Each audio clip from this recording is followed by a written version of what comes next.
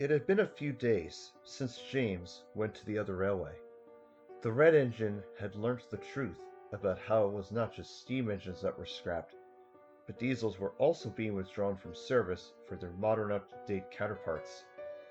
Duck, who had returned from the Little Western, saw James in the sheds and was confused. Edward, who had just shunted some trucks in the yard, spoke to Duck. James had a traumatic experience on the other railway. Whatever do you mean, James? It's not like, well, did he see a steamer getting scrapped? I'm afraid he saw the truth the hard way. What truth? Just then Sir Topham had arrived. Duck, you are to take some supplies beyond Barrow. You will leave for the other railway this afternoon. Yes, sir. And Sir Topham had walked back to his office. What were you saying, Edward, about the truth? Come on, old boy. Let's get these supplies to that yard. Then we may be back home earlier. Duck wasted no time and headed to Vickerstown. There, he saw a line of box wagons. He was coupled onto the train, and he made his way to Barrow. When he arrived, he had to stop at a signal. On the opposite line stood a diesel he had never met before. It was the diesel that was supposed to go over to the same place that James visited, but he broke down and was since repaired. And about to enter Vickerstown, the diesel eyed Duck with caution. Take great care. Surely you will have a safe journey, but recently there have been many engines that have been cut up, being replaced, and, well, that isn't the Great Western way for engines being scrapped and... But you don't understand. Sorry, have to go. Nice meeting you. And Duck trundled to his destination, leaving behind a very worried engine. When Duck arrived at the yards, he was impressed. A small station, though it had two platforms. Then the station master went up to Duck. Leave those trucks in the sidings. Over there is a water tower and coal bunker. Yes, sir. As soon as Duck shunted his trucks into the sidings, he was being refueled for his journey home. Suddenly, he saw some box-shaped vans in the sidings across from where Duck was standing. However, they were not box vans. They were Class OH shunted diesels. To Duck's horror, he saw one he hadn't seen in ages. Diesel, what happened to you? And why are you here? Your worthy Fatum Sir Topham Hatt, of course. He didn't appreciate you telling lies about me. Why would you ever do that? I get you were clumsy, but it didn't have to be like this. You're right about that, Duck. While I may be devious, I was trying to show how revolutionary I was.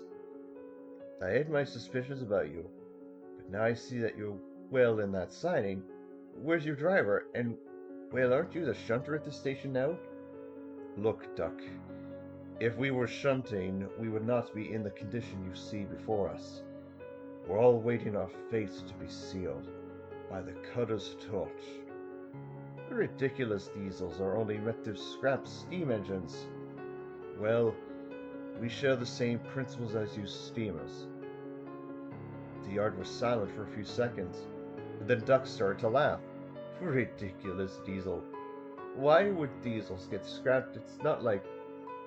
Look that way and see for yourself. Oh my. There, on the ground, was an engine shaped like diesel, but it was mangled, faceless, no buffers, no wheels, only the shell of its former self remained. You see, Duck, after I was sent away, we were still useful. Me and my classmates were all really reliable, shunting trucks and coaches in their proper sidings. And yes, enjoying scrapping things. That was a part of the job. However, as time went on, the workmen and higher-ups came up with the diesels of the future to replace me and my siblings. Some of us had to either accept the fact we were no longer useful, others tried to prove otherwise, but it would not change the mind of the controller. A handful of us, myself included, were sent here on this siding. Sadly, one by one, we were cut up, scrapped. That one over there was cut up a few hours before you arrived. He was in front of me. He wanted it all to end too soon. But unfortunately, that is not how it goes. Duck was heartbroken. He could not even begin to imagine what Diesel had to go through. Then his driver and fireman had finished filling his bunker with coal and his tanks with water. Duck looked at the Diesels one final time, standing silent and sad. Then Duck reversed out of the siding and began his journey back to Sodor. Diesel, I'm sorry, and I forgive you. Not long after he left, Duck had an awful thought strike his smoke box. Driver, we must go back. I think Diesel is next. We can't. It's too late. And besides, they found us trying to take Diesel home. We will be next.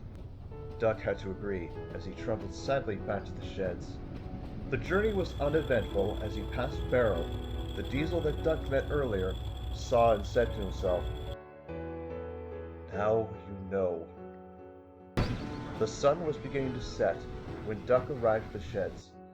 James was talking to Edward at the sheds while the others were having conversations about the hard day's work. When Edward saw Duck, he knew what was going on. Duck puffed beside Edward and James. They could understand the pain that he was going through. So you saw everything what had happened. Even Diesel? Whatever happened? Is he still there? Yes, he is. But he mentioned a Diesel being in front of him. And Duck explained everything, much like James did to Edward, from Diesel's time on the other railway, to their importance and the modernization. James was saddened when Duck told him about the Class 08 he spoke to a few days prior was scrapped. The three engines knew that Diesel was going to be scrapped sooner than expected. That night, Duck sat at the back of the shed. He was deeply hurt, not because of the way things ended between him and Diesel, but of somehow making it up to the devious shunter in some way before the cutter's torch got to him. However, what Duck and the other engines didn't realize was that Diesel was able to escape in the middle of the night, not knowing he would be hunted down by other engines wanting to erase his existence. But that is a story for another day.